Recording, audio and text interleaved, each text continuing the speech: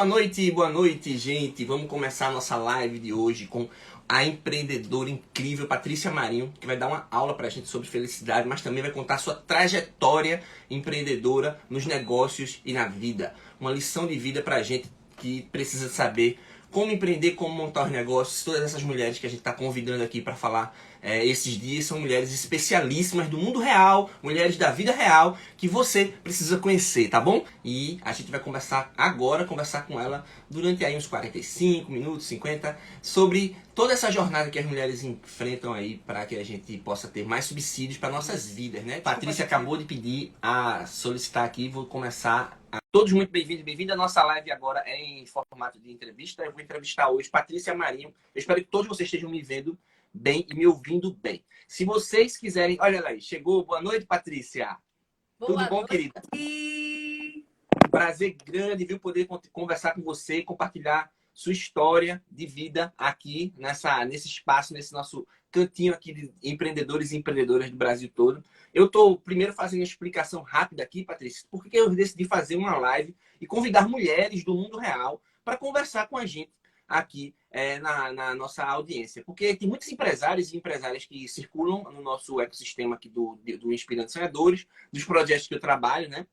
E as pessoas estão começando a gostar dessa conversa com as mulheres porque estão começando a ter insights de como melhorar o desempenho e a gestão dos negócios deles a partir de uma contemplação mais justa com as mulheres. As mulheres têm sido muito judiadas hoje no Brasil e no mundo. Então a gente vive uma onda, não é o meu lugar de fala, mas a gente vive uma onda da qual eu me sinto no dever de puxar essa voz também e tentar levantar dentro da minha humilde audiência o formato de trazer a mulher para falar sobre como é empreender, como é ser uma executiva, como é o dia a dia de um mundo real, que é um mundo que a gente vive, que provavelmente eu vivo e que você vive. Mas antes eu vou lhe apresentar rapidamente. Eu estou convidando hoje aqui, minha gente, Patrícia Marinho. Ela é uma amiga pessoal, a gente já se conhece há alguns anos, acho que 2007, 2008, 2006, talvez um pouco antes, não sei. Mas a gente tem uma história de trabalho que a gente passou por muitos momentos aí juntos. Eu vou tirar os comentários de vocês. Se vocês tiverem perguntas, por favor, cliquem aqui nessa interrogação, escrevam, que a gente vai selecionar. Tem algumas perguntas que já foram enviadas também, a gente vai fazer elas para Patrícia, tá? E aí eu vou tirar porque fica no rosto dela aqui os comentários de vocês. Eu vou desativar e depois eu vou ativando e desativando, tá bom? Bem, essa empreendedora é uma nordestina nata também, mulher firme, mulher firme. Essa mulher já me ligou com a faca na mão, dizendo ou eu tiro esse mato da minha frente, ou eu não sou Patrícia Marinho. E conseguiu tirar o mato para fazer projetos ousadíssimos, para que a gente conseguisse, inclusive, implementar desenvolvimento humano, né, Patrícia, nas regiões onde você atuou. Tem uma história muito bonita, da qual eu participei como coadjuvante seu, vamos dizer assim, lhe ajudando a desbravar ali um matagal enorme do desenvolvimento social e humano da região da Mata Sul, aqui do estado de Pernambuco, onde nós participamos na época do ressurgimento da indústria naval no Brasil, que foi liderado, graças a Deus, aqui pelo estado nosso e pelo Nordeste de modo geral, né? Então eu quero que você seja muito bem-vinda. Vamos ter um privilégio de conversar com você hoje. É uma pessoa muito especial, que tem uma bagagem muito grande e eu espero que a gente consiga condensar essa bagagem toda dentro da nossa live aqui, para que as pessoas possam aproveitar. Essa live ela vai ficar salva no nosso espaço de conteúdos, não fica aqui no Instagram, fica lá no Empreendedorismo Play, que é uma plataforma que a gente está criando, e certamente no começo do próximo mês vai estar disponível para todo mundo. Então, quem quiser acessar, que tiver aqui, é só me mandar uma direct que eu deixo lá salva, tá certo? Patrícia, boa noite, seja bem-vinda. É muito bom poder conversar com você. Eu vou fazer algumas perguntas para você ao longo dessa noite, mas eu espero que você fique bem à vontade comigo. Como a gente já se conhece bastante, é bem tranquilo. E eu tenho uma coisa para te dizer que eu admiro demais a sua jornada, não só como mulher, mas como empreendedora que incentiva outras mulheres. Essas suas viradas de chave de uma área para outra, de uma coisa para outra, são importantíssimas para exemplificar como a gente pode detonar aquilo que a gente não gosta e trazer para perto da gente aquilo que a gente quer e que a gente gosta, e que a gente tem força e tem fôlego para conseguir fazer isso, independente de onde a gente esteja, independente de qualquer circunstância que a gente esteja enfrentando, não é verdade? Boa noite, seja muito bem-vinda, querida. Muito obrigada. Fico muito feliz de poder bater esse papo com você. Somos amigos antes de qualquer coisa e nos respeitamos dentro das nossas competências, da nossa forma de ser e de pensar. E o que é legal é um legado que a gente conseguiu diante das carreiras que desenvolvemos, né, e dentro da nossa vida.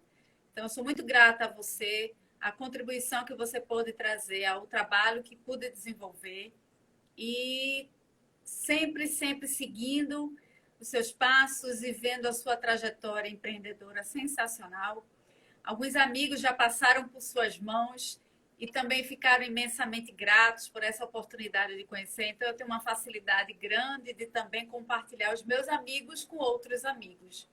E Verdade. a liga, sempre deu liga, né? Porque temos aderência e temos a facilidade de nos relacionar e de nos respeitar.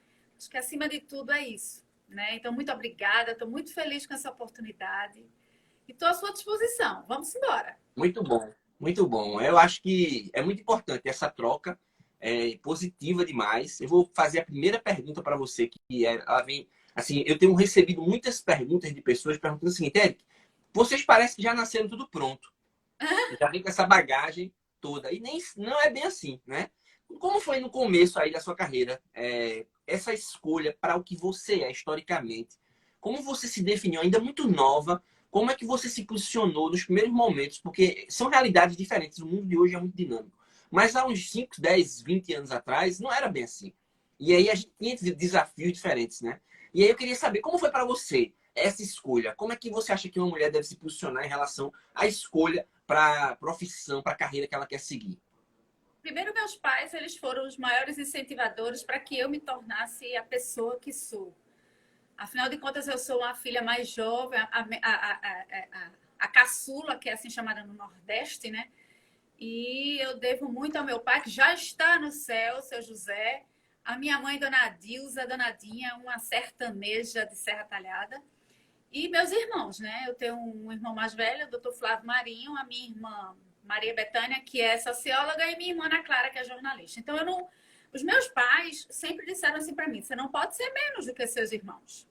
Então, isso ficou muito claro na minha cabeça. Eu sou de origem muito humilde, né? E precisava estudar para ser alguém na vida. Era assim que meus pais norteavam a minha condição enquanto pessoa. E assim aconteceu. Eu sempre quis estudar e gosto de estudar e tenho um amor aprendizado com o estudo. E passei no vestibular. No momento, era um vestibular que era unificado e entro para a administração de empresas e eu começo a minha trajetória como estagiária, assim como todas as pessoas. E tive a participação de alguns grupos bancários na época e me consolido dentro de um ambiente corporativo na Brahma em 1996, onde entrei como estagiária, uma escola sensacional para a minha vida e para a minha carreira. Então, eu sou uma ex-Ambev, porque eu passo pelo processo da Brahma Ambev.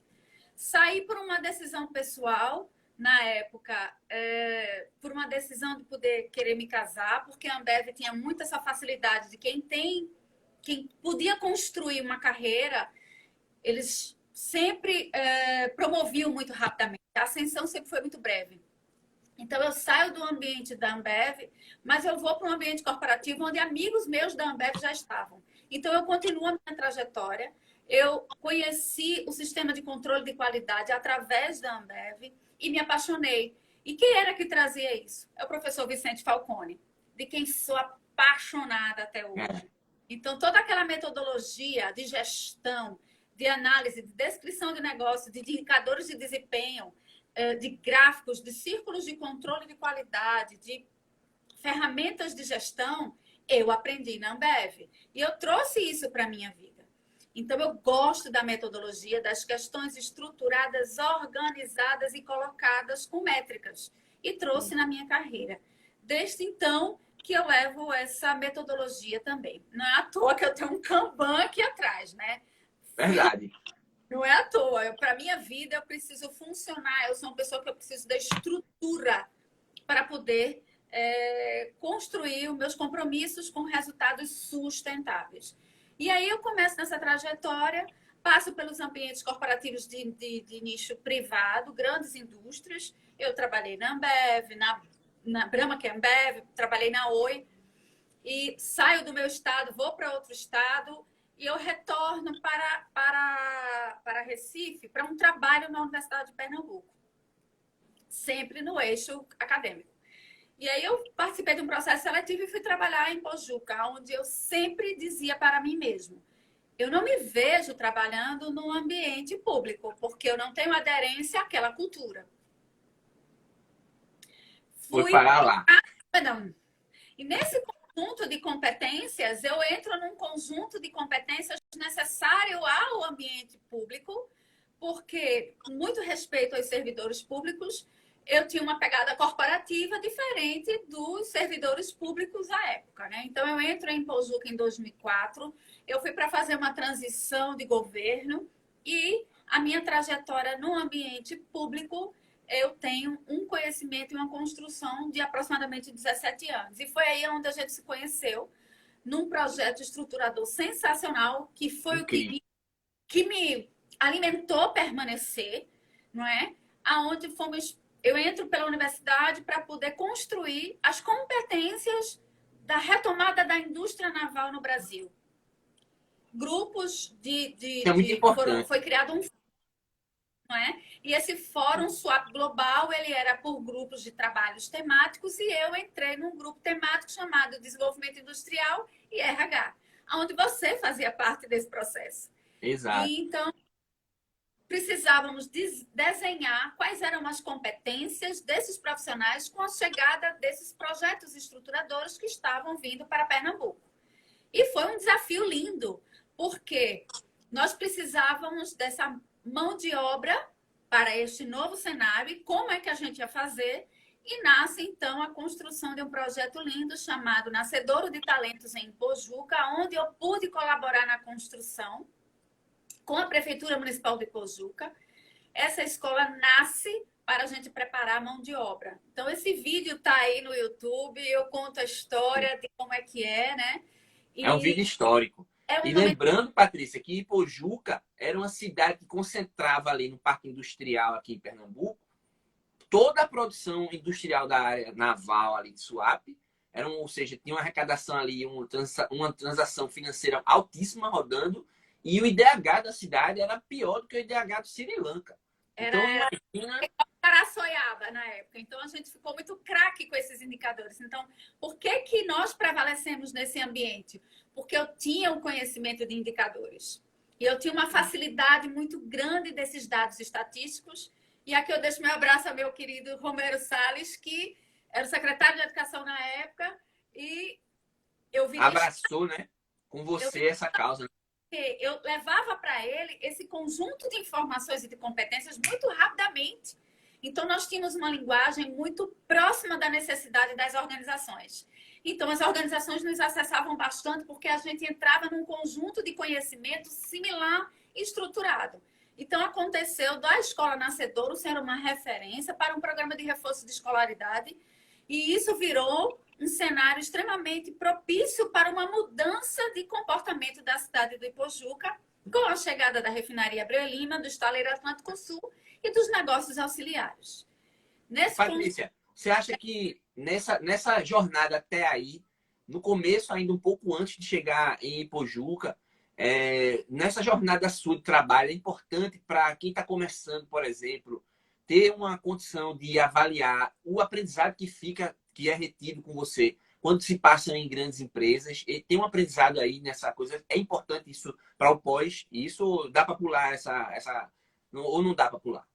Não dá. Você precisa passar pelo processo. O processo vai te dar competências que só no exercício da atividade é que você vai poder carregar na sua carreira. Então, eu levo comigo essa história e foi marcante, inesquecível, onde na escola nós tivemos aproximadamente de 6.000 alunos e qual era a proposta do projeto, né? Qual era a proposta de tudo isso? Com tudo que eu aprendi nessas organizações aqui tinha passado, eu pude colaborar com a construção dessa necessidade do mercado. Então, se eu não tivesse as competências daquela trajetória, eu não teria trazido tanta colaboração como eu pude fazer quanto assistente da Secretaria de Educação. Eu passei a ser staff da Secretaria de Educação de Pojuca construindo competências, trazendo um cenário mais apropriado, um conjunto de informações, e isso foi de extrema relevância. Então, eu era conhecida no município como Pati Poli. Então, eu era a mulher da universidade, mas com uma ambiência e com uma linguagem muito próxima. Então, era Pati Poli, né? E eu ficava feliz, porque, assim, eu nunca deixei de ter comigo a referência de uma universidade, de um ambiente acadêmico, não é? E aconteceu desse conjunto de competências me transformar numa oportunidade. Na época, um médico trabalhava no município de Ipojuca e ele foi candidato a prefeito de uma outra cidade e ele conhecia a minha faxineira da escola, como a gente tinha muitas mulheres, né, nesse ambiente, ele sempre atendia as mulheres da escola com uma certa prioridade para poder as meninas não perderem as aulas, e eu agradeço bastante. Ele foi eleito prefeito de uma cidade a 40 quilômetros ao sul de Suape. Existia um território estratégico, e aí, num belo dia, eu estava com a minha faxineira, ele me para na estrada, na PS60, e aí ele, vamos tomar um café? E eu, o que é? Aí ele fez, olha, eu fui eleito prefeito e eu gostaria de uma secretaria de desenvolvimento econômico. E eu fiquei muito interessado na pessoa que conduziu aqueles trabalhos. Vamos ser minha secretária de desenvolvimento econômico? Aí eu falei para ele, você não vai olhar nem o meu currículo? Aí ele falou assim, os seus resultados falam mais do que o seu currículo. Eu não preciso entender qual é a Isso é sua uma coisa importantíssima, para que fique claro para todo mundo. Às vezes a gente fica muito preso no currículo e, na verdade, a gente precisa ter o resultado, né? E isso fala muito mais alto, né? Isso falou muito mais alto. Eu disse, eu preciso falar com o meu chefe, porque Claro. você está me fazendo um convite e eu vou falar com ele. Eu falei, ó, chefe, está acontecendo essa situação aqui e eu gostaria de que você me dissesse como eu devo... Nós construímos uma relação muito estreita de amizade e ele disse, você vai sem me deixar. Você combina lá que você vai ficar 3 dias lá e 2 comigo. E aí, nesse conjunto de ir e vir, o prefeito da época topou. Então, eu ficava 3 dias em Rio Formoso, 2 dias em Pojuca, do Complexo Portuário de Suape, que foi o que me deu a possibilidade de estar junto com você. A gente construiu um diagnóstico estratégico do município, aquele caderno até hoje, viu, Érica? Verdade, verdade. Os meus arquivos, a coisa mais linda do mundo, aquele produto lindíssimo. E nesse diagnóstico a gente conseguiu traduzir o que é que tínhamos de potencialidade e quais eram as necessidades. E dessa forma nós conseguimos entregar isso na mão do governador Eduardo Campos. E pedimos e pleiteamos que o município se transformasse numa nova cidade do território estratégico. E isso aconteceu. Num outro momento com o governador, a gente estava lá no Complexo Portuário de Suape, ele disse, vem cá, me lembro demais do governador Eduardo Campos, vem cá. Diga lá ao seu prefeito que Rio Formoso vai passar a ser território estratégico que a gente vai anunciar na próxima reunião do Fórum Suape Global. Eu parei assim para ele, eu liguei para o prefeito na época, fomos anunciados, então Rio Formoso passou a ser uma nova cidade do território estratégico do Suape e a gente precisava construir um negócio, um complexo auxiliar ao que não existia. Porque interesse. Nós gostaríamos de nos tornar competitivo sem tomar nada de ninguém. Ou seja, sustentável. Eu já pensava em sustentabilidade, isso há quantos anos atrás? Há quase 15 anos atrás. Fiz muitos amigos, os secretários da época, o Fernando Clímaco, que era de escada, eu era a única mulher, então eu era a queridinha, né? Então, construiu-se uma equipe de secretários de desenvolvimento econômico. Então, eu fui muito bem acolhida por todos. Então, a gente tinha Alex, que era do Cabo, né? Então, tem vários secretários ali do complexo. Só para a audiência entender, a gente está falando de um tempo em que a indústria naval ficou parada por 30 anos. E aí, por uma decisão do governo federal, foi criado aqui um parque de indústria naval, onde teriam vários estaleiros, onde a minha empresa, na época, fazia ali todo o estudo de viabilidade técnica e econômica para esses empreendimentos. Eram empreendimentos que muita gente também, como eu te falei, como a primeira pergunta que eu fiz aqui, tem gente que manda para mim assim, você parece que já nasceu pronto. Não, tem uma história. E eu me lembro que a gente fez, só para vocês saberem, Eu fiz um estudo de viabilidade técnica e econômica, junto com a minha equipe, obviamente, do estaleiro Atlântico Sul, que foi o maior estaleiro do Hemisfério Sul, avaliado em mais de 1,5 bilhão de reais. E é um estudo que a gente, para vocês terem ideia do que é um estudo de viabilidade técnica e econômica, é quando você projeta um negócio num cenário positivo, né, otimista, num cenário intermediário, num cenário pessimista, durante 25 anos à frente. E aí você calcula até o cafezinho que o funcionário vai tomar no corredor ali do cafezinho durante esse período, nos 3 cenários. E esse estudo foi avaliado e aprovado pelas autoridades portuárias do Brasil e internacionais, porque existiam investidores nacionais e internacionais. E eu liderei esse trabalho, mas não foi só esse. Foram 7 estaleiros que passaram por nós, só no parque, no Porto Suape, além dos trabalhos com os municípios, que eram mais de 20 municípios ali no entorno. O próprio Fórum Suape Global foi estruturado pela minha equipe de consultoria, como fazer para que o impacto econômico de um investimento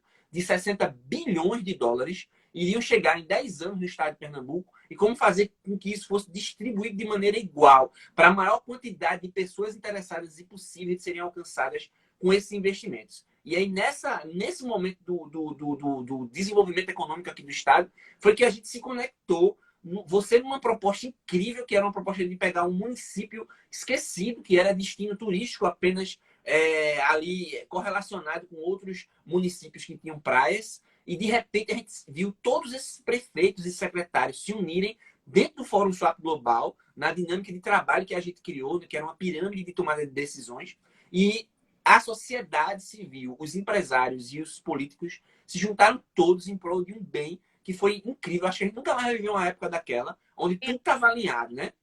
Governos municipais alinhados com o governo estadual alinhado com o governo federal e empresários nacionais e internacionais jogando 60 bilhões de dólares dentro da economia nordestina focada em indústrias. Então, quando fala que eu venho com um background de trabalho e as pessoas não entendem por que eu entendo tanto de viabilidade econômica de negócio, é porque tem mais de 25 bilhões de reais de viabilidade econômicas que passaram pela minha assinatura no aspecto da construção dessa viabilidade.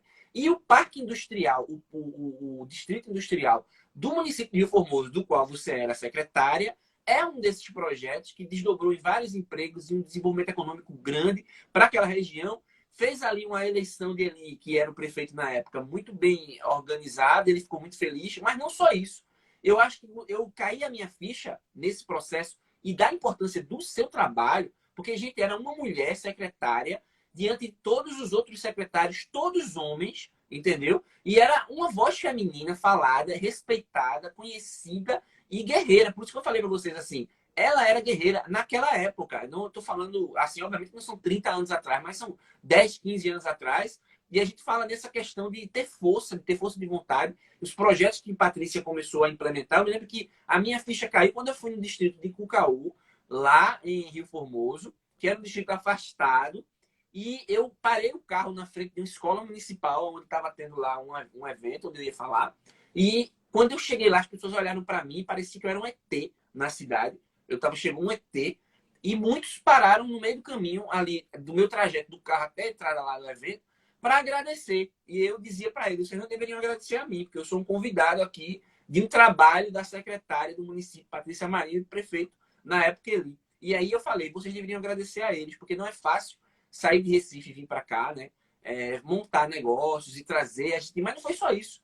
Nós, nesse período, viajamos e aí você liderou uma caçada incansável de prospecção de indústrias. Sabe o que é você tentar trazer indústria para dentro do município pequeno, que não tinha nem o território direito bem definido de como seria o distrito? Eu me lembro, eu tenho uma foto, minha gente, do meu carro lá no distrito industrial, era mato de um lado e mato do outro, entendeu? E eu fui lá para conhecer o distrito, minha gente, o que é que a gente tá vindo conhecer aqui, pelo amor de Deus? Vou trazer para cá. Era assim que eu dizia, né? Exatamente, vou trazer para cá. E eu me lembro que na época nós fazíamos muitos sobrevoos em toda a área que arrodeava o Porto Suape com o governador.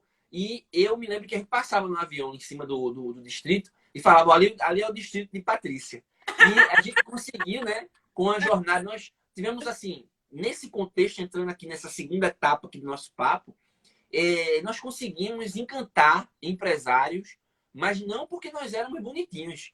Não era isso. Era uma questão de viabilidade. Foi quando o Rio Formoso aprendeu a mostrar projeto e dizer, eu tenho um projeto de distrito, eu preciso que você embarque com a sua indústria aqui, né? E esse trabalho, Patrícia, quando eu falo que teve impacto na vida de centenas de milhares de pessoas, é um trabalho que você disse hoje mais cedo. Eu me emocionei com a descrição que você fez. Eu falei, não é para se emocionar, é para você entender o impacto e o raio de atuação do seu suor, porque foram muitas viagens que aquele Honda Fit seu deu, de Recife para lá. Ele Entendeu? existe, viu?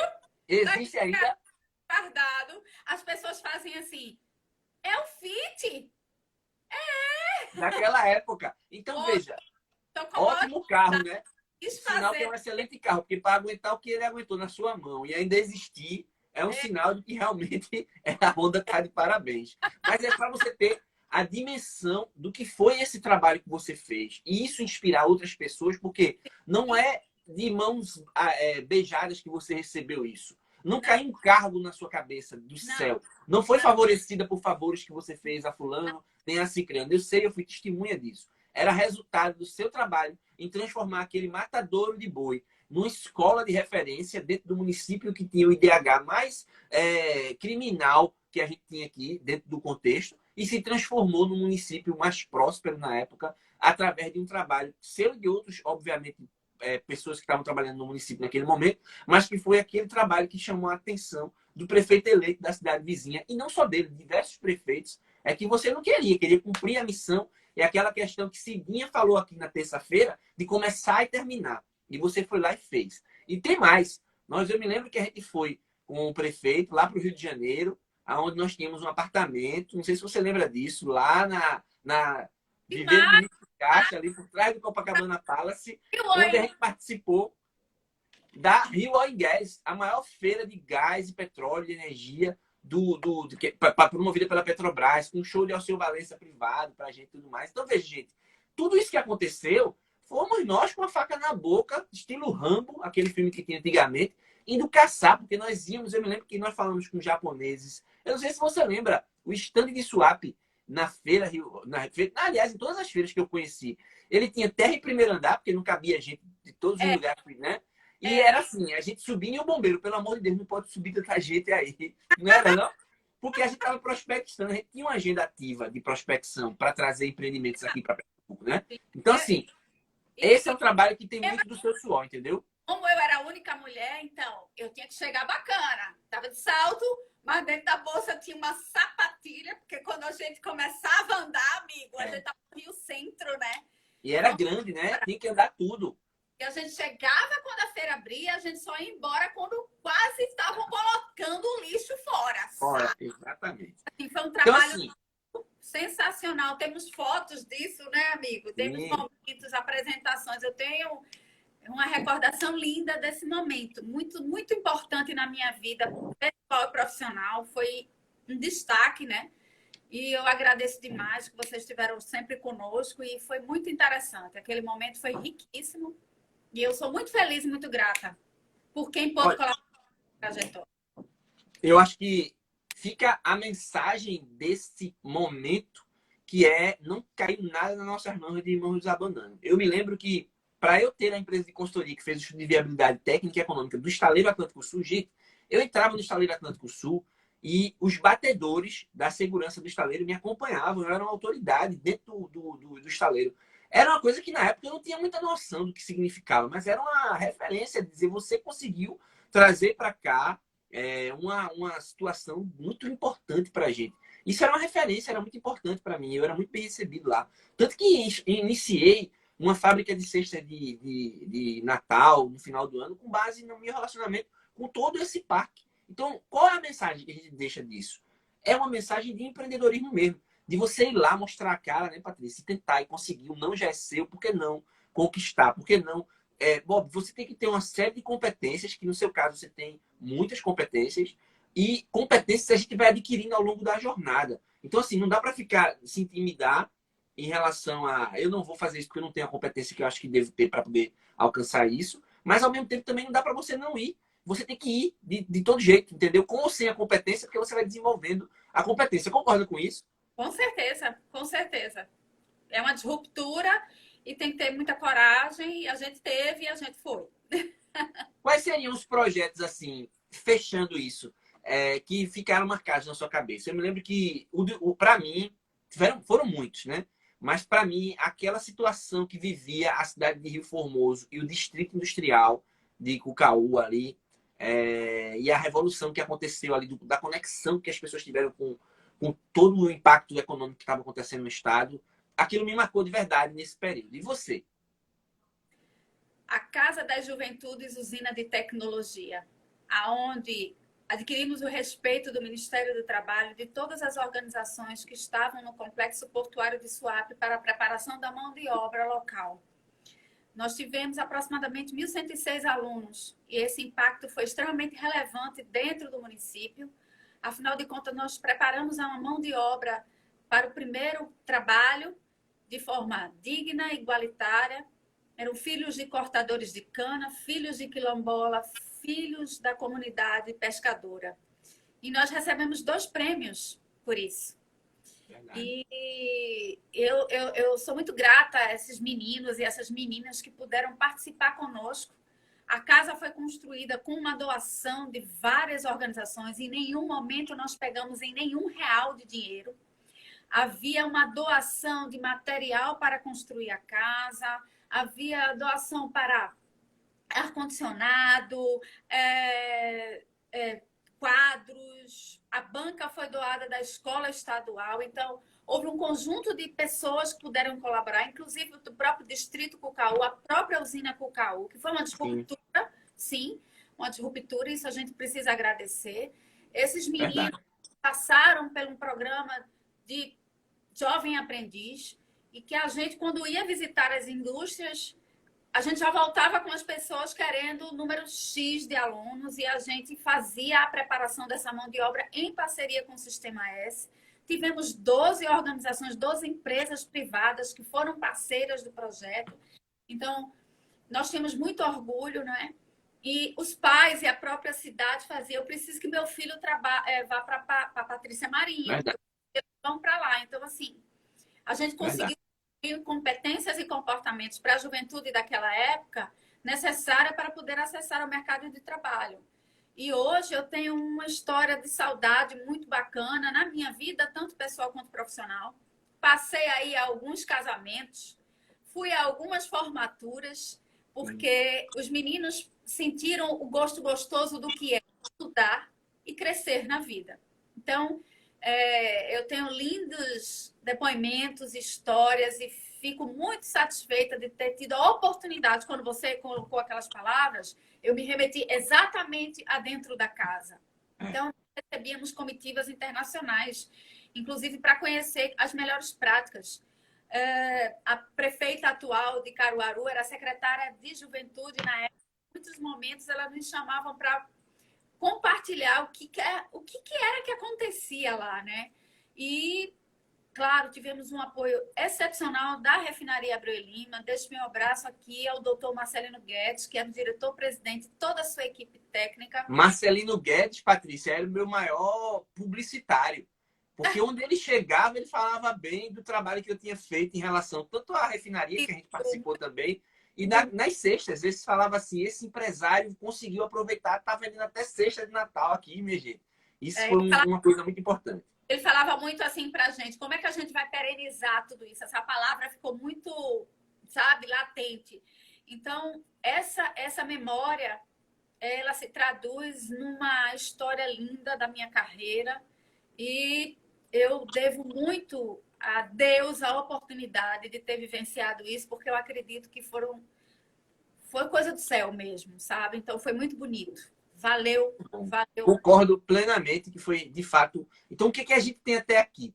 Nós temos uma Patrícia que começou lá atrás, estudante de administração, estagiária numa multinacional, uma das maiores potências do planeta, como negócio, como empresa, né?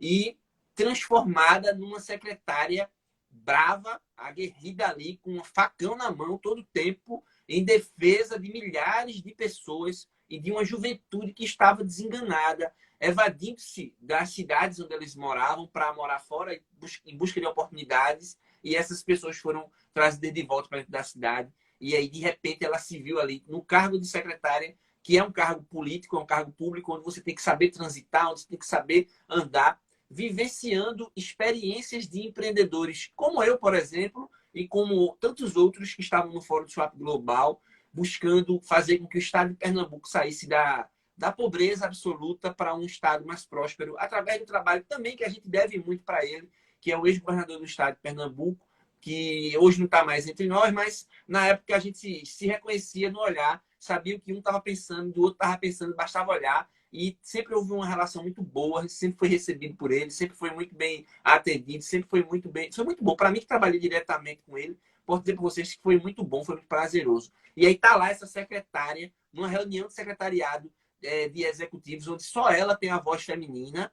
Por isso que eu disse, Patrícia, tem que estar comigo nessas lives para dizer para outras mulheres que não é para calar, não dá para calar, não dá para se intimidar, não dá para não ocupar um espaço que é de vocês, mulheres, porque vocês têm competências iguais ou superiores a qualquer outra pessoa do sexo e de qualquer gênero que você possa imaginar. Não importa isso, e sim importa o que você tem dentro de você, a vontade que você tem de prosperar. Eu vejo isso em você desde o primeiro dia que eu lhe conheci e tenho certeza que você fez essa contribuição nesse espaço público da melhor forma possível, com o menor impacto negativo, acho que, para a vida das pessoas, porque a gente tinha sempre dilemas na parte ambiental, que a gente queria o progresso do estaleiro, tinha que derrubar um mangue aqui, outro ali, era um problema. E aí a gente sempre tentava conversar e todo mundo intermediava para todo mundo, para que no final conseguisse. E você era uma pessoa chave, isso que com a voz feminina que você tinha, quando levantava a voz, ninguém discutia, porque ninguém queria de fato, levar uma facada na barriga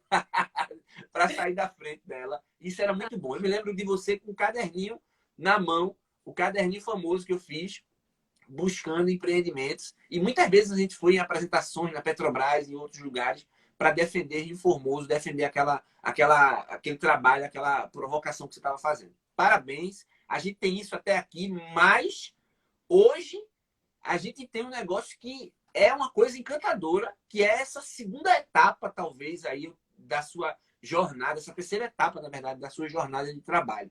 De repente, eu me deparo com uma Patrícia que está aqui hoje, especializadíssima, com todo esse background, mas ainda conseguiu adicionar um conhecimento novo, que é uma cientista da felicidade. E aí eu quero perguntar para você, eu como leigo, como ignorante do assunto, queria que você me explicasse o que é um cientista da felicidade. Então, tudo isso aconteceu depois desse processo tão bonito que é no Estado. Eu perdi tudo. Então, eu fui desligada via WhatsApp e o contato se instalou em Pernambuco e meu pai acamou-se, adoeceu. E meu pai faleceu na semana do Natal. Eu me divorciei. E eu precisava recomeçar na vida. E eu sempre achei que eu deveria continuar a trajetória no ambiente acadêmico. E foi assim que aconteceu. Meu amigo Romero, na época, era candidato a prefeito. Ganhou e não levou. Me lembro. Então, suplementar. E o que acontece é que esse momento levou 1 ano e 4 meses. E foi assim, terrível para mim na época poder vivenciar isso, porque foram muitas dores. E neste momento eu pude ver de fato quem eram meus amigos, quem era a minha rede de apoio. Então eu vou para o fundo do poço, Eric. Eu perdi casa, carro, eu perdi tudo. E no momento que eu mais precisava, eu estava só eu e Deus. Mas eu sempre fui uma pessoa muito feliz. E eu disse, eu vou voltar a estudar. E nesse conjunto de amizades que eu fiz, eu tenho uma grande amiga chamada Adriana Cavalcante, que ela é coach. E da época da Brahma, veja só, amizade da época da Brahma. Os relacionamentos, né? Como são, né? Empreendendo, começou uma trajetória e disse, Paty, eu vou cuidar de você. Eu não tinha um centavo. Eu fiz um processo de coaching com ela. E começo a fazer alguns trabalhos no escritório com ela, freelance, nada, né? E nesse conjunto eu coloquei no papel. O que é que você quer ser? Eu me lembro dessa época. Eu sabe o que é que eu lembro? Desculpa te interromper, porque a gente fecha os olhos e vê como é importante e como são as coisas. Eu vivi um momento bem difícil também no mesmo período. Na época, minha esposa teve um problema de saúde e a gente não era algo que pudesse, não era algo trivial, era algo bem complexo. E eu me lembro, no meu escritório, lá na Ilha do Leite, de uma visita sua, sentada no sofazinho da minha sala, a gente conjecturando quem seriam os nossos contatos, naquele sofazinho verde de couro, quem seriam os contatos que eu poderia acionar para recolocar você no mercado de trabalho. E eu já estava vivendo um problema societário naquele momento, muito sério, por sinal, onde eu não tinha mais os acessos que eu estava acostumado. Ali eu também vivi um momento bem complexo, acho que já tornei público isso várias vezes, já falei sobre isso. E eu me via muito triste, porque eu tive sempre essa reciprocidade de querer ajudar, mas eu já não tinha tantas conexões. E aquilo foi angustiante para mim, ver você ser posta para fora do emprego que você tinha feito um trabalho extraordinário, por questões políticas, talvez, você foi colocada para fora via WhatsApp, e a gente sabia que isso não era minimamente profissional, e não ter como fazer uma troca rápida, porque ali estava tudo já desarticulado. Não existiam mais conexões, cada um estava vivendo por si, e nesse momento foi muito difícil. Realmente, eu me lembro desse papo, não sei se você lembra, lá na Ilha do Leite, naquele escritório meu que tinha ali aquela salinha, a gente sentou na minha sala lá, e a gente sentou no sofá, eu falei, Paty, eu vou puxar um telefone aqui, você sabe para quem eu liguei na época, e para tentar fazer um link. E aí, mesmo assim, a gente não conseguiu, e foi muito triste para mim não poder contribuir nesse momento da maneira que eu achava que dava para contribuir. Mas ali também, Patrícia, eu descobri que eu tinha problemas. Naquele dia, eu descobri que eu tinha problemas. O seu problema serviu para me alertar de problemas que eu iria viver e talvez eu tenha me protegido, mas depois que eu vi o que aconteceu com você, eu tomei posicionamentos ali que me protegeram também. Mas a lição que fica é, os relacionamentos, eles precisam, quando chegou a sua amiga e disse, eu tenho uma oportunidade que não é muito bem estruturada, mas que pode te conectar com algo novo e ver hoje você atuar como cientista da felicidade, a empolgação que você tem com esse tema e como você se encontrou nisso, eu vou dizer para você, é muito satisfatório ver isso. Mas, por favor, continue. Então, e aí, assim, Eric, eu coloquei no meu processo que eu queria ser reconhecida como a profissional que eu era. Nosso estado de Pernambuco estava passando por um momento muito difícil também. E o que ocorre é que eu escrevi e coloquei no papel que eu estudaria no INSPE em São Paulo, que eu estudaria na Fundação Getúlio Vargas em São Paulo. Não tinha dinheiro, não tinha noção, enfim. Dessa natureza eu participei, eu volto a trabalhar em Pojuca porque a esposa de Romero Salles entra numa eleição suplementar. Então, Célia Salles, prefeita do município de Pojuca, consegue materializar o sonho de Romero, que seria prefeito da cidade.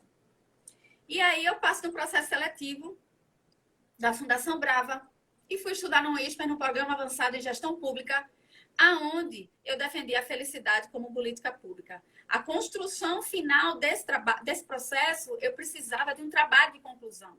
Então, eu queria trazer todo o meu conhecimento de carreira para um projeto.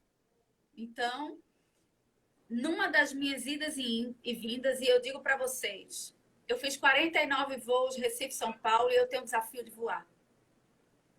E em todos os voos eu tive uma presença sensacional dos anjos aqui. E nenhuma intercorrência aconteceu nos voos, nenhuma. E passei por essa trajetória linda no INSPER, que é a minha casa, que me acolheu, que me recebeu, e que eu fiz isso. Eu ia numa sexta e voltava no sábado, assim que terminava, e eu defendia a felicidade como política pública, os impactos na saúde e na economia, formação de agenda. Por que eu fiz isso? Nessas minhas pesquisas, eu começo a observar um relatório da Organização Mundial da Saúde, onde trazia que, em 2019, esse relatório, tinha uma perspectiva que em 2020 a depressão seria o maior problema de saúde pública do mundo, sem falar na pandemia. Achei o que eu vou estudar. Nesse conjunto de competências, eu começo a conhecer os profissionais que tratavam e abordavam dessa natureza e eu descubro que a felicidade era uma ciência e que existia uns construtos há mais de 2 décadas já, diante desse conhecimento que era a felicidade. Então, eu fiz certificações no Instituto Feliciência, da minha querida professora Carla Furtado, que hoje é aniversário dela, minha linda Parabéns, parabéns. Então, além dela, eu fui estudar, fazer uma especialização em paralelo lá na PUC do Rio Grande do Sul, da ciência do bem-estar. Nesse conjunto, eu conheço outros profissionais e outros professores que já tratavam e abordavam do assunto. E com o conhecimento e as competências que eu fui adquirindo na gestão pública, eu começo a observar que existem organizações mundo afora, saídas de dentro do ambiente acadêmico, que são pesquisas sobre a ciência do bem-estar. Então, centros de pesquisa de bem-estar para a diminuição da desigualdade social. Então, eu estou falando de nomes como do professor Jeffrey Sachs, da Universidade de Colômbia, que é também diretor da ONU de sustentabilidade. Eu estou falando do professor Jean-Emmanuel Denive, da Universidade de Oxford, economista. E eu estou falando do sensacional professor Richard Lear, o Sir Lear, da London Economic School, que falava da performance e no aspecto econômico. Então, eu estava falando de ciência, de dados, de Big Data, aonde conseguia traduzir para a gente quais eram os impactos em relação às nações. Nasce, eu começo a conhecer um novo indicador de desempenho, que é o FIB, a Felicidade Interna Bruta, onde eu fui certificada também.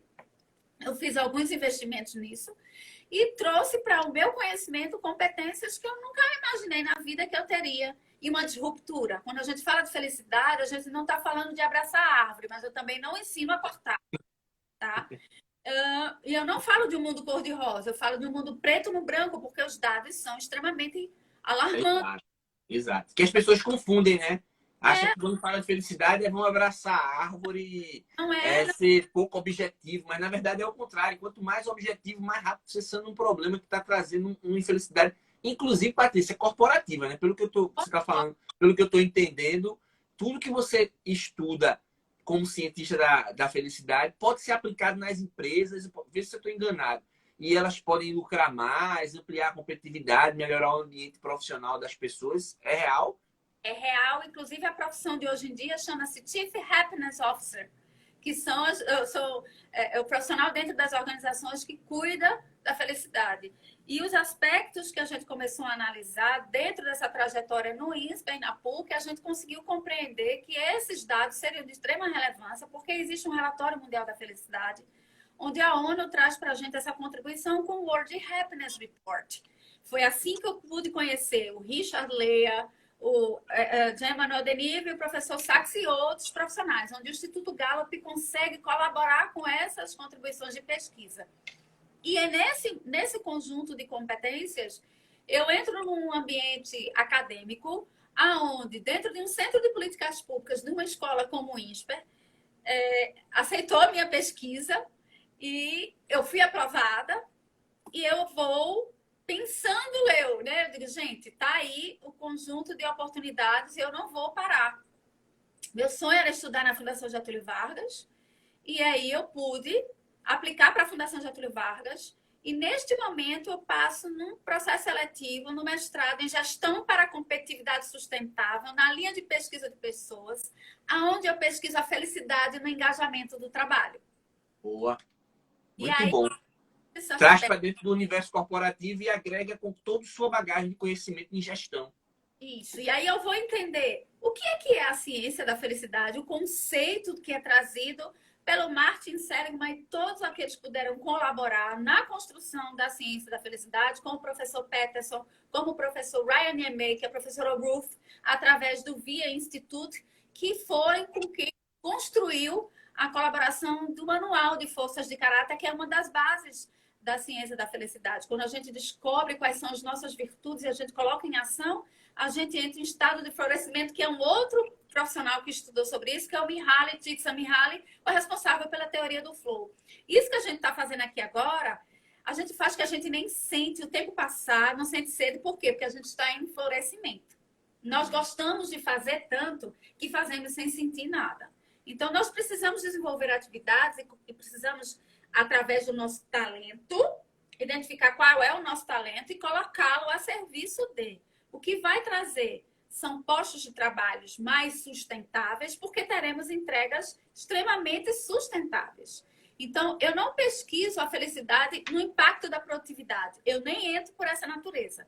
Eu vou porque a ciência da felicidade ela traz o resultado da positividade das suas competências. Então, inevitavelmente, nós teremos resultados. Teremos uma diminuição dos absenteísmos, dos acidentes de trabalho e teremos um nível de engajamento maior. E aí eu também vou atrás de outra pesquisa que é com o professor Vilmar Schaffelli, que é o professor que construiu a escala de engajamento do trabalho, da escala de Utrecht, que é a escala de engajamento, e aí eu consigo acessar uma estrutura onde eu posso parametrizar essa medição de engajamento. Então, eu vou entender a organização na sua complexidade social, vou entender o ambiente social, eu preciso compreender. Eu preciso entender que nós temos uma Constituição que traduz os direitos do cidadão, tá? Então, o direito da cidadania, e isso é bem-estar. E eu vou compreender que existem nações que já trabalham com esse conjunto de competências e que isso é reverberado aos cidadãos. E, por sua natureza, nas organizações públicas e privadas. Então, existe um ranking da felicidade, existe esse conhecimento e essas competências que a gente precisa ter como exemplo e modelo. E a gente precisa conhecer como é que funcionou lá e que modelos nós podemos adaptar ao nosso país, ao nosso estado e a Pernambuco, para que a gente possa ter uma colaboração aqui no nosso... a essas pesquisas. Né? Então, me torno essa cientista e sou aluna da Fundação Getúlio Vargas. Estou feliz que você está agora no mestrado, né? Eu sou mestranda, não é?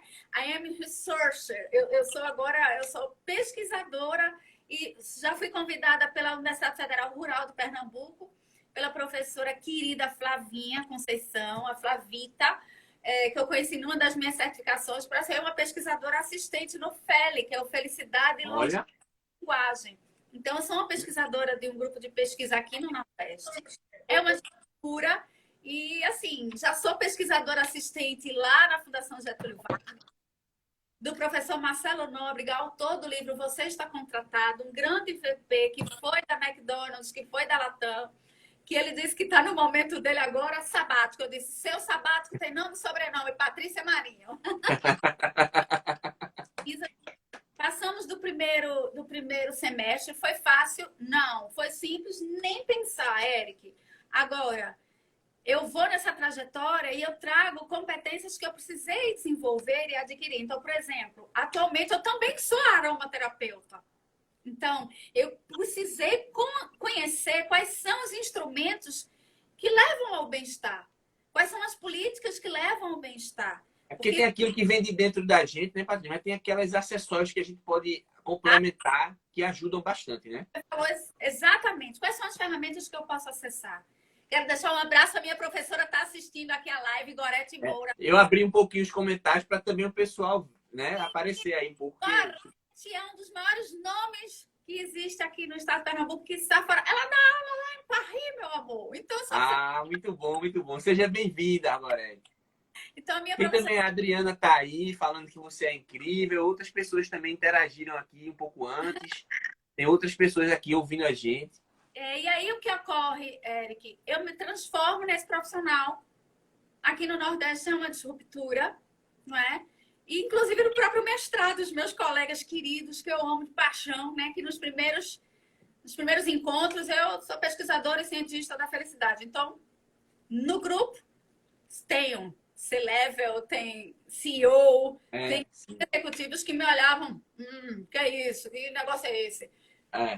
Eu fiz um MBA na FGV em São Paulo, deve ser na mesma escola que você está, ali na 9 de julho, é esse lugar que você está.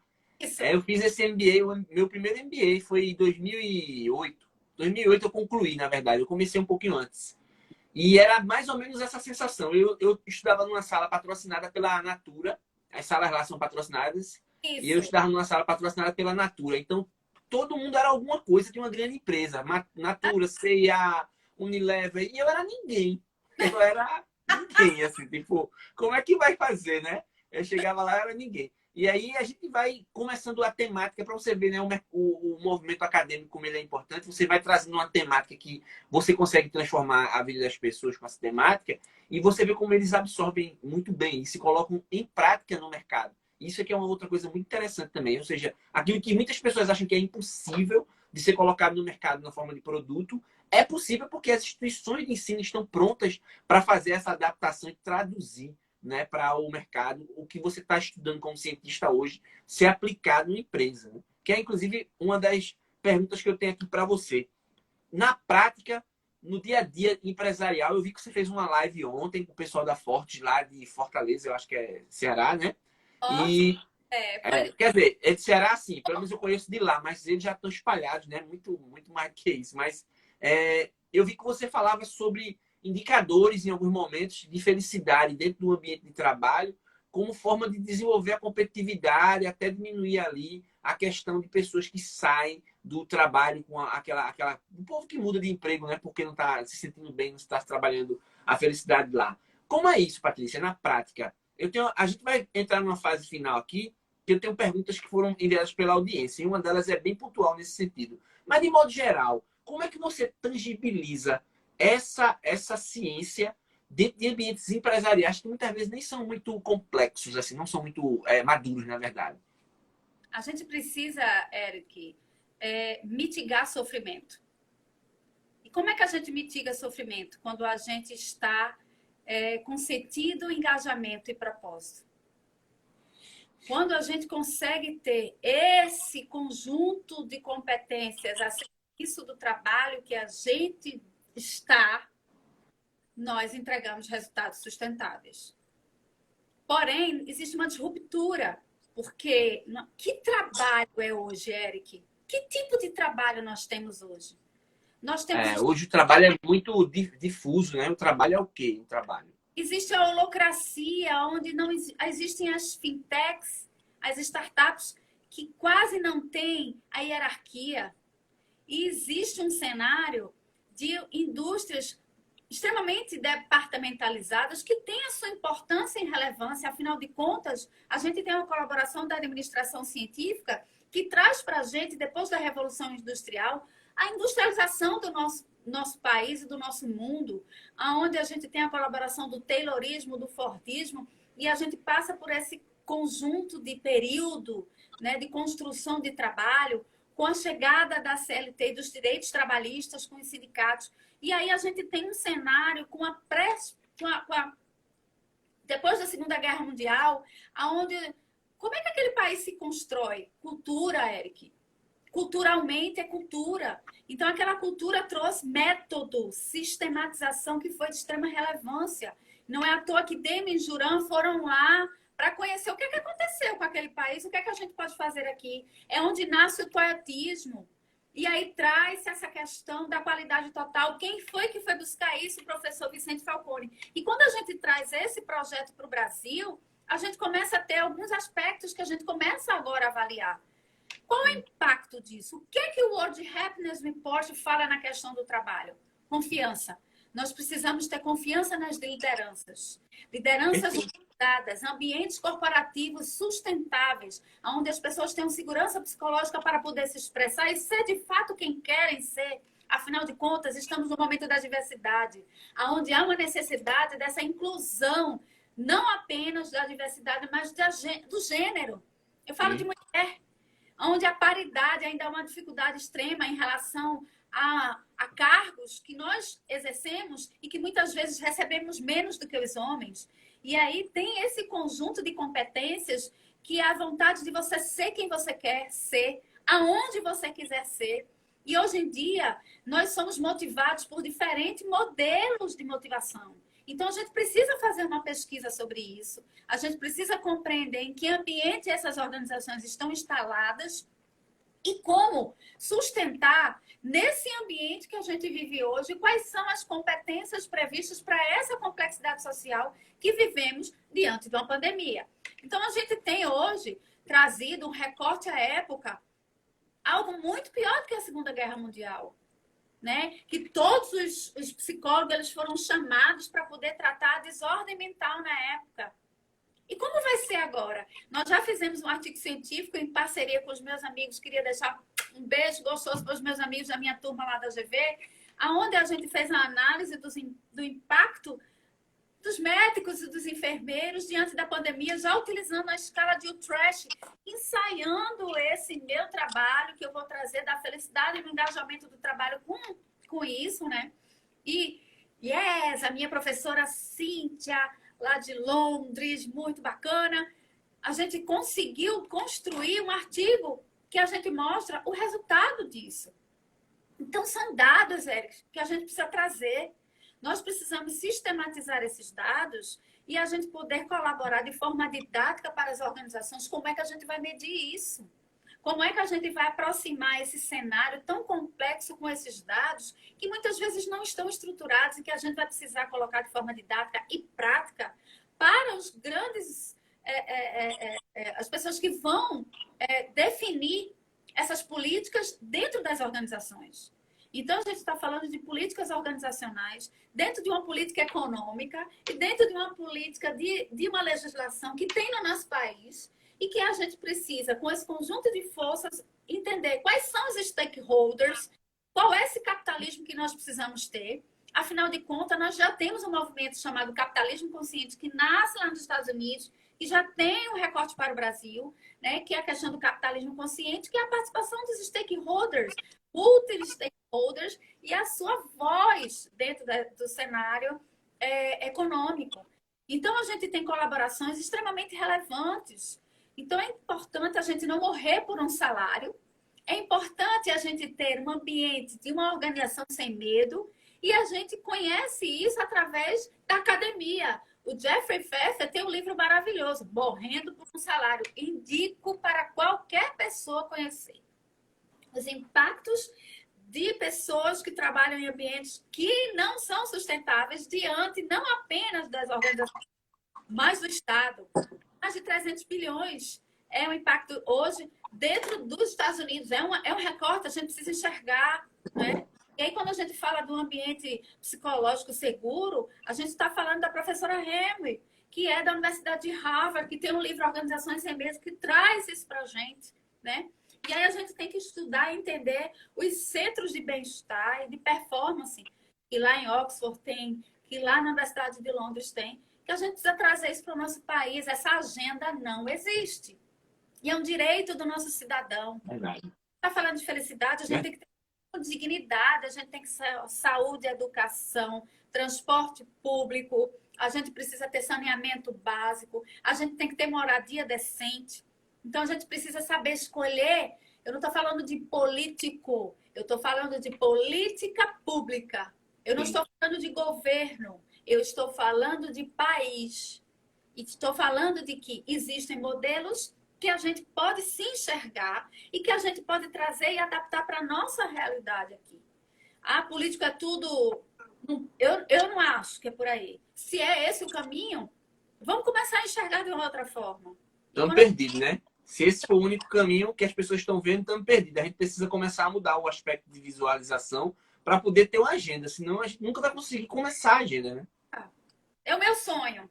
É a gente ter um laboratório de engajamento no trabalho aqui em Pernambuco, sabe? Eu fui mentorada pela professora Andresa da Rossi. Olha, sou apaixonada pelos professores. Já viu, né? Então, minha professorinha maravilhosa lá do Laporte, que é da Universidade Federal de Santa Catarina, né?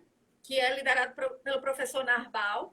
E existem outros laboratórios, como lá na própria USP tem esse laboratório, né? Tem um laboratório chamado SBPOT, né?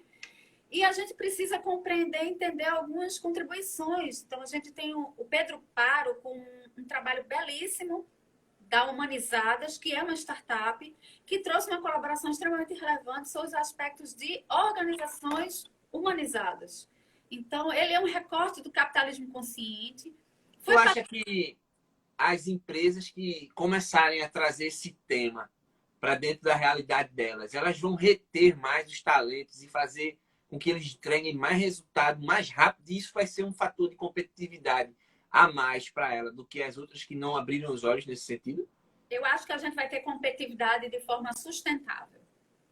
A gente está falando de organizações sem medo. E há uma necessidade de a gente observar que a gente tem gerações dentro de uma mesma organização e que a gente Verdade. observar que a comunicação ela vai perpassar várias gerações, entende? Então, assim, esse é o meu papel hoje. Eu sou pesquisadora e cientista da felicidade. Eu acho massa fazer isso. Eu gosto demais dos dados, dos números. Eles são alarmantes, porque nós estamos em 41º lugar no ranking da felicidade. Perdemos muitas posições desde a Operação Lava Jato. Saímos de 15º, fomos para 31º.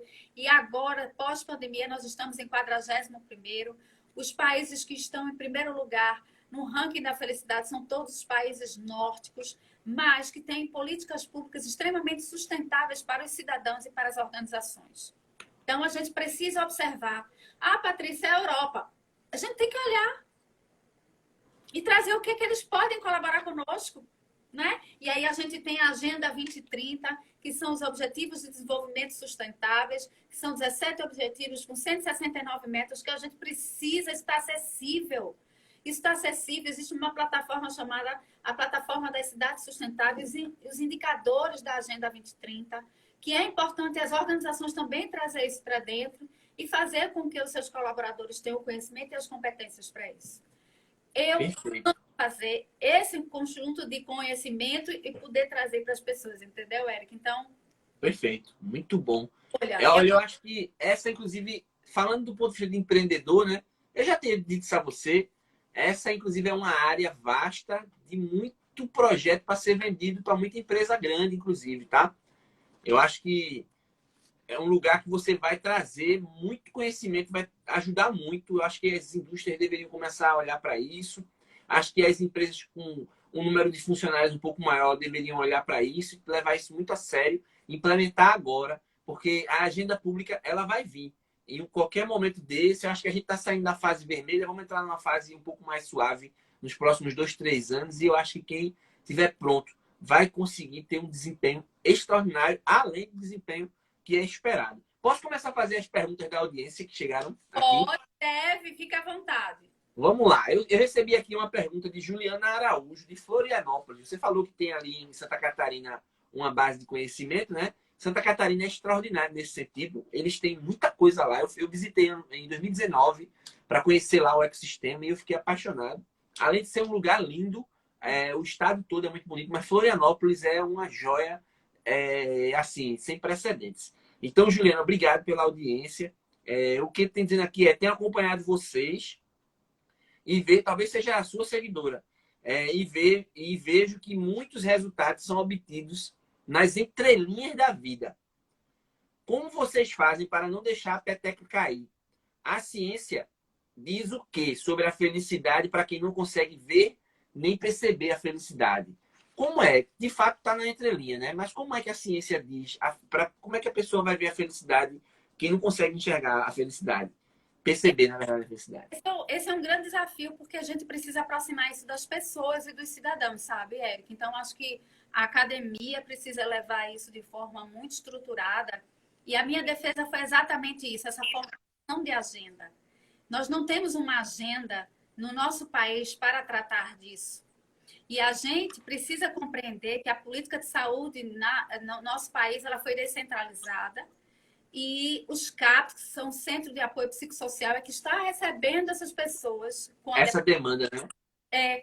Eles não são necessariamente prontos para isso, né? Não. E a gente sabe que não estávamos preparados para isso. E aí a gente tem o recorte da pandemia que trouxe isso de forma avassaladora. Portanto, nós temos um problema de saúde pública mundial, que a depressão, você não faz o exame de sangue, a gente não consegue detectar. Então, assim, o papel das organizações também é extremamente relevante. Entender e ter esses profissionais com essas competências também vai auxiliar o ecossistema, os stakeholders, né? Esse ecossistema corporativo, para que as pessoas se sintam mais seguras. Afinal de contas, o que falta é confiança. E essas confianças, elas vêm das suas lideranças. Pesquisas mostram isso. Hoje eu estava lendo os artigos do professor Jean Manuel Denive e um dos aspectos que ele traz junto com o professor Leia exatamente a confiança na liderança. Então, os aspectos das organizações, eles precisam trazer isso também. E o governo tem o dever, é direito do cidadão. É direito do cidadão. Acabou de chegar, eu estava lendo aqui a pergunta enquanto você falava, tem uma pergunta nessa linha aqui, eu vou ler daqui a pouco.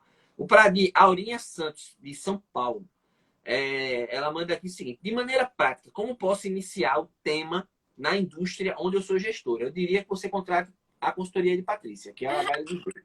Mas ela está falando aqui que é gestora de RH e tem mais de 1.200 profissionais sob tensão o tempo todo. Como iniciar o tema, né, na prática, né, nessa indústria?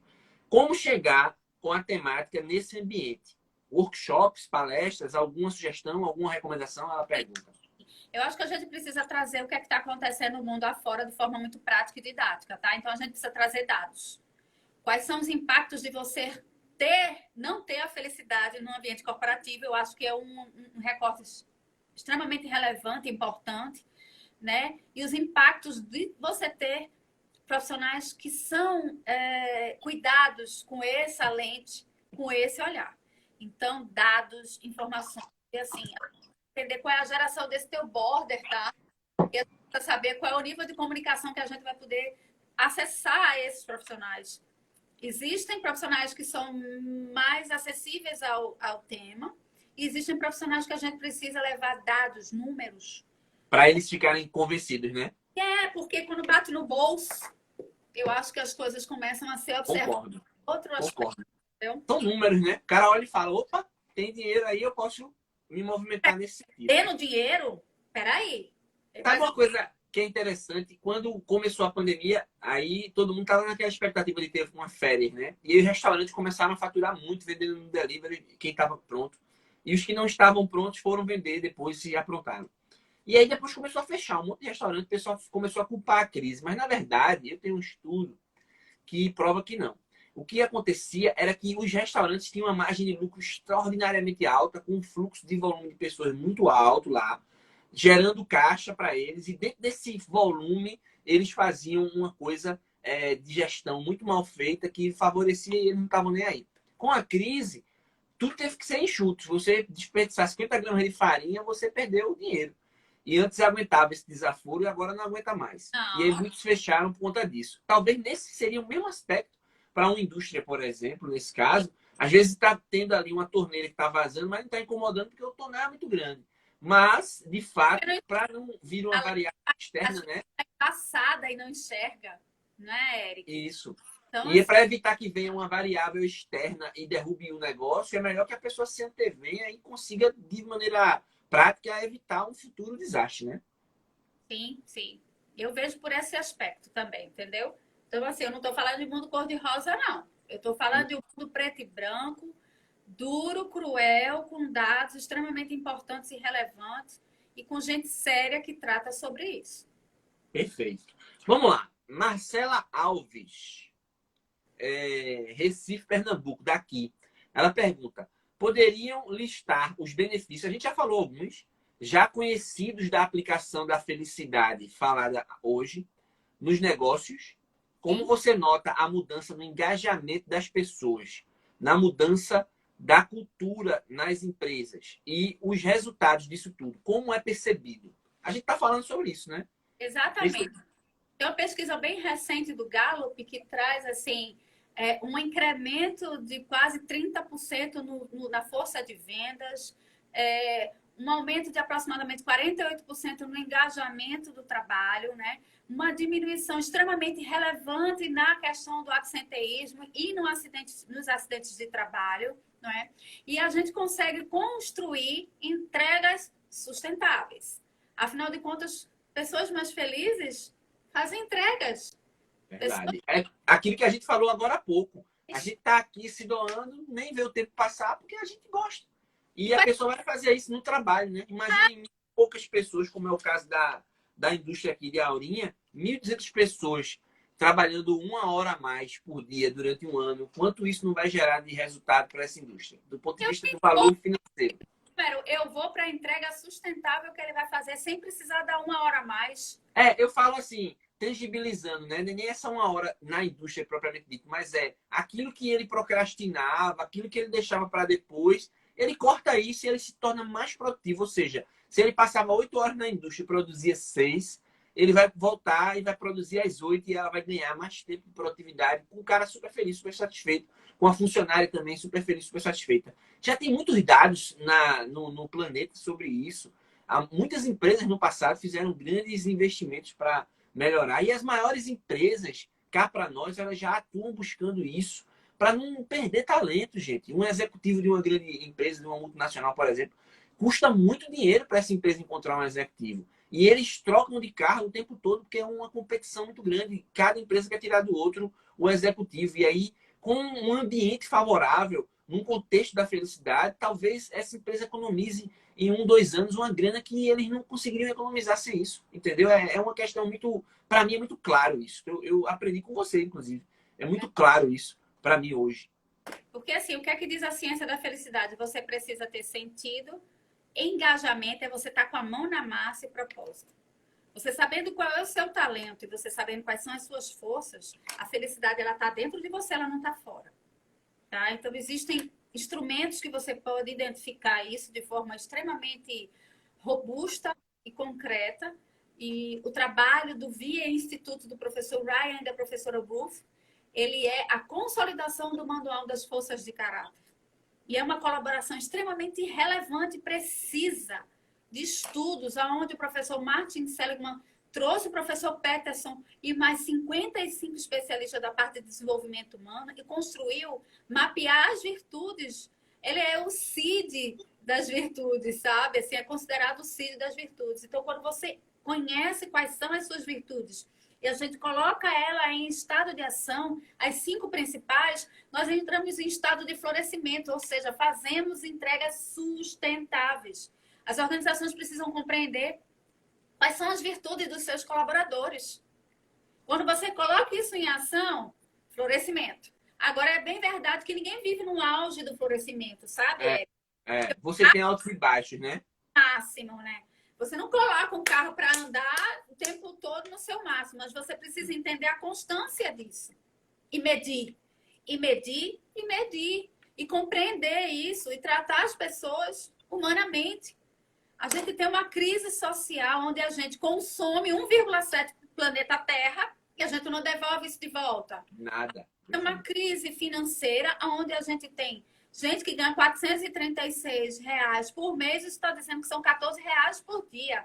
A gente tem uma crise de governança onde a gente tem um país que a gente está em 94º lugar no ranking da corrupção. Ou seja, nós somos um país corrupto e a gente pega 2% do nosso PIB e joga fora com corrupção.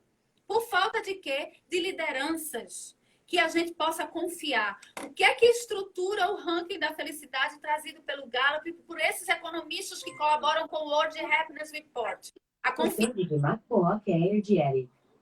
confiança na liderança, a confiança nas pessoas, a confiança nos partidos políticos, nas estruturas políticas. A confiança é uma necessidade do povo. Nós precisamos ter exemplos e bons exemplos de confiança. Quando a gente não tem isso, a gente entra em estado de mostramento. E aí tem a parte da neurociência, que colabora com a ciência da felicidade. É um ambiente que a gente precisa compreender. Quando a gente tem bem-estar, os nossos neurônios, o que passa aqui no meio, entre uma conexão e outra, as sinapses, são os neurotransmissores. Quando a gente tem emoções positivas, relações nutritivas, ambientes saudáveis, a gente entra na conexão dos neurotransmissores do bem-estar. O que é que ele faz? Alimenta o córtex pré-frontal. Pré-frontal. Alimenta as nossas células e aí entra numa ambiência e num conjunto de um sistema de órgãos do nosso corpo onde a gente tem bem-estar. Agora, quando a gente tem ambientes que são extremamente tóxicos, a gente tem um conjunto de neurotransmissores que são corrosivos, que entram na corrente sanguínea e que a gente entra em estado de murchamento. E isso é fato, as doenças psicossomáticas, elas começam na cabeça. Queria deixar um abraço para minha professora querida Carla Tiepo. Querida! Perfeito. cientista nesse país. A Elisa Cosaza também é outra professora show, maravilhosa, tudo neurocientista, que eu acessei essas pessoas, conversei com elas, né? Só não consegui dar um cheiro, como diz aqui no meu Nordeste, né? Por causa dessa abençoada pandemia, que se Deus quiser, vacina no braço é a vacina que vai salvar, a ciência vai salvar. Eu Sim. vou, em breve, encontrar todos esses meus professores. Eu acho que eu vou fazer Um encontrão. cidade, porque aí eu começo pelo Brasil, vendo os meus professores maravilhosos aqui, e eu depois, se Deus quiser, tenho que arrumar grana para poder ir ver meus professores na Pensilvânia, em Londres. Quando for para Londres, me avisa. Eu estou com 2 visitas para fazer em Londres. Tem 2 amigos na Inglaterra que são incríveis e vão receber a gente lá. A gente não vai gastar nada lá. Meu Deus, agora. Eu tenho que ver o professor Richard Lear, o Sir Lear, um lord inglês que trabalha há quase 3 décadas, acho que há mais de 3 décadas, colaborando com a performance, com dados. Ah, gente, vamos atrás desse negócio. Isso tem que vir para o nosso país. Povo brasileiro, isso tem que ter agenda, a felicidade tem que ser uma agenda. Cuidar das pessoas não é fazer graça, não é. E a gente precisa, independente de partido político, o professor Cristóvão Buarque foi quem que trouxe a proposta da PEC da felicidade e foi derrubada. Isso é importantíssimo, porque é uma questão de política pública que o governo ele precisa estar inserido nesse contexto, fomentando, senão o resto da cadeia não funciona. Pois é, amigo. Então, assim, precisamos de uma disruptura, trazer isso de forma didática para as pessoas e para a população. Esse é o meu sonho. Enquanto pesquisadora e cientista da felicidade, estarei sempre bebendo na fonte, fazendo esse investimento em mim. Eu agradeço a minha família por permitir que eu consiga fazer tudo isso. Afinal de contas, eu preciso abrir mão de muitos momentos que estou com eles. Sim. Paro noites e madrugadas. E assim, eu conheço amigos e pessoas que fazem pato. Quando eu quero ler um livro bom, eu vou lá no teu Instagram, porque eu sei que tem alguma dica de algum livro bom. Né? Inclusive, eu escrevi aqui, enquanto a gente conversava, o seu Instagram, para que as pessoas possam seguir. Melhorem o engajamento, gente. Sigam a gente aí, conectem-se, falem, mandem mensagem. A gente está aqui querendo criar rede. Depois que terminar a live, é mais difícil a gente se ver pessoalmente num momento como esse, mas depois de terminar a live, a vida continua e a gente pode estar conectado, né? Eu vou fazer a próxima pergunta aqui, a final, que é de Daniele Martins. Ela mandou de Olinda, Pernambuco, aqui do lado. Como convencer, que tem a ver um pouco com o que você acabou de falar, como convencer a liderança da minha empresa sobre a importância desse tema? Não dá para ter engajamento sem que exista liderança. Mas se a liderança não percebe, às vezes nem por mal, como fazer eles notarem? Alguma sugestão? Ela pergunta. Ai, gente, a melhor coisa da face da Terra são esses dados, é isso que a gente está falando. Não é? A gente precisa trazer esses números para sensibilizar. Para fazer uma sensibilização e poder mostrar o risco de não ter a felicidade nas organizações. A gente precisa analisar carinhosamente, criteriosamente, os dados de absenteísmo dentro das organizações. Precisa analisar de forma muito criteriosa o turnover nas organizações. E a gente precisa compreender a síndrome de burnout de forma, porque assim, o engajamento, o oposto do engajamento é o burnout. Diz o professor Vilmar Schaffelli, um dos maiores nomes de engajamento neste mundo, com mais de 400 artigos e livros. É o livro sensacional chamado Engajamento no Trabalho, aonde é uma das minhas fontes. Então, assim, a ausência do engajamento, o engajamento contrário ao burnout. É o burnout. Tá? Então, assim, né? Também, o morrendo por um salário, a gente sabe que as organizações... Nós estamos com a sociedade doente, Eric.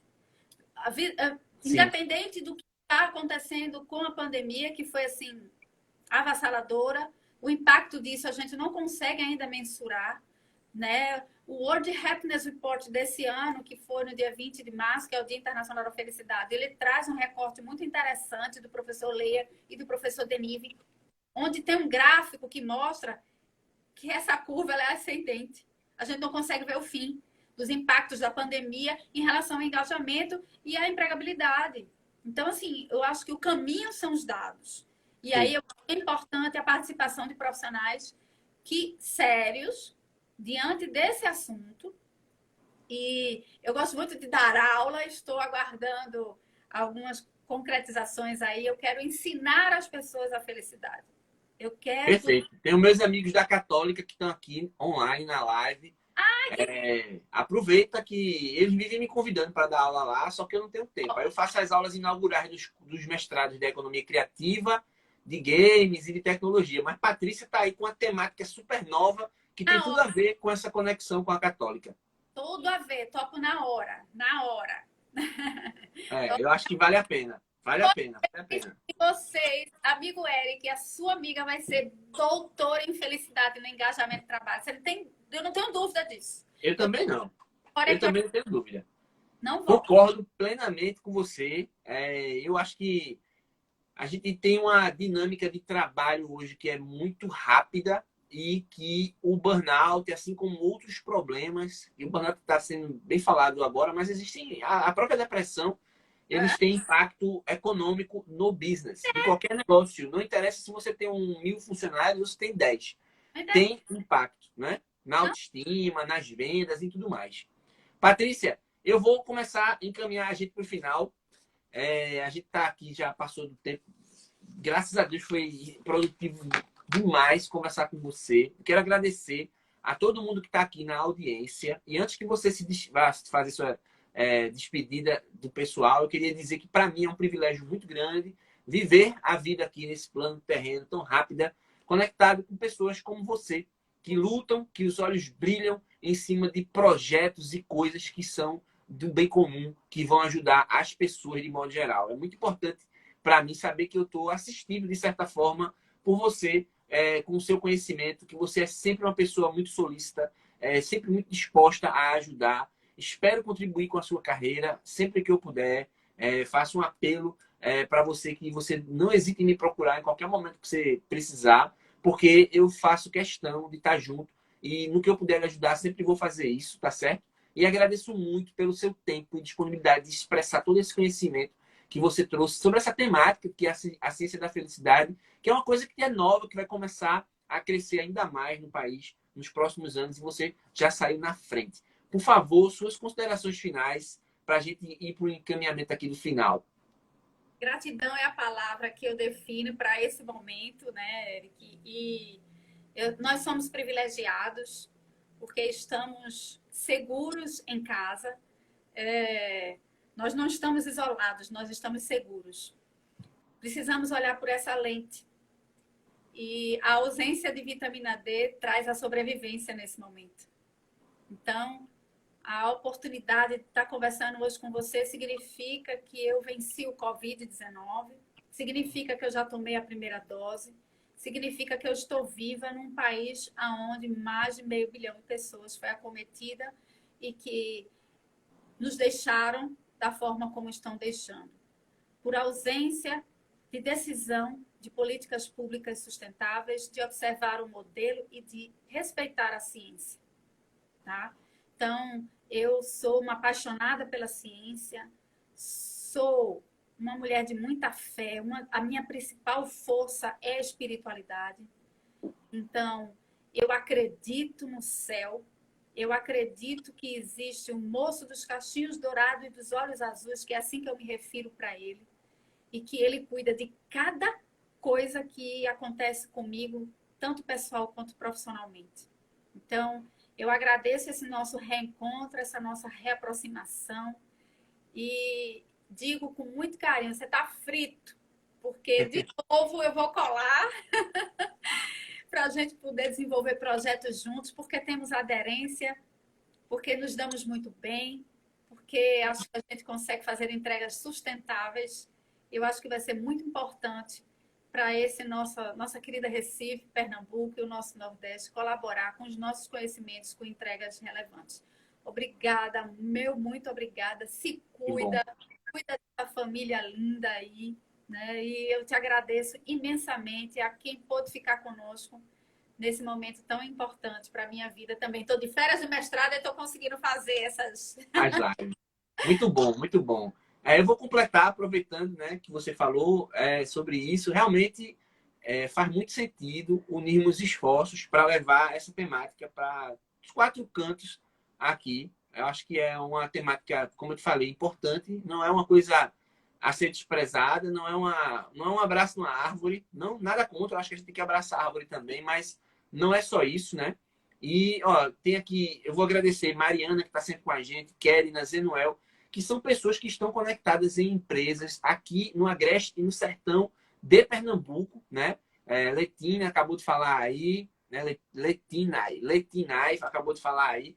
Enfim, gente, é muito importante essa temática que você trabalha e eu tenho certeza, desde o dia que a gente conversou por meeting, que você me explicou pela primeira vez o que você estava fazendo, eu tinha certeza que você estava trilhando um caminho muito bom.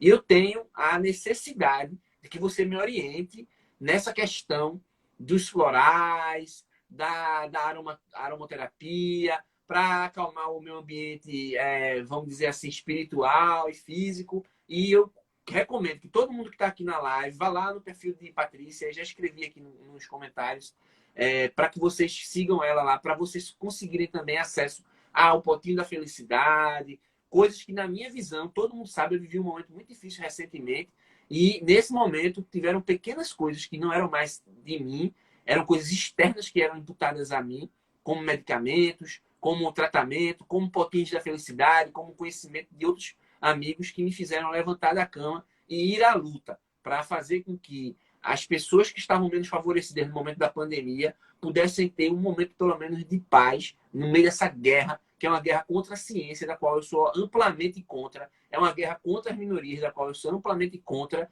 mesmo não sendo o meu lugar de fala, como eu já falei para vocês, mas mesmo assim eu ainda falo, porque até agora ninguém botou a mão para calar a minha boca. E eu tenho com você, Patrícia, esse link, graças a Deus, eu só posso agradecer mais uma vez e reforçar que a sua história é uma história maravilhosa, a sua trajetória é uma trajetória maravilhosa. Eu conheço de perto a sua trajetória porque eu acompanho e eu sou uma pessoa que estou sempre lá na arquibancada torcendo para que cada passo que você dê seja firme na direção que você quer. E eu tenho certeza absoluta que mais tempo ou menos tempo você vai alcançar os seus objetivos. E conte sempre comigo, conosco, com essa rede que a gente vai formando para o que der e vier, tá certo? Vou encerrar agora a live, agradecendo mais uma vez. História para a gente se reencontrar. E salva Isso. aí. A gente já vai marcar um café com Cidinha. A gente vai para João Pessoa tomar o café lá, porque a gente tem interesse de ir lá, em João Pessoa. É massa! Um beijo. E vocês que estão aqui com a gente, se quiserem ver essa live de novo, vocês peçam por direct, que eu vou dar acesso ao Empreendedorismo Play, que é onde a gente está jogando todo o conteúdo digital. Ela não fica aqui, mas sempre que encontrarem a gente no café, por favor, parem para falar e troquem ideias, porque a gente vive disso, gosta disso. E é importante essa interação. Patrícia, tchau. Eu vou me despedir de vocês agora e eu espero que vocês estejam aqui na semana que vem com mais 3 convidadas incríveis do mundo real. Tchau, tchau, galera. Obrigado de coração.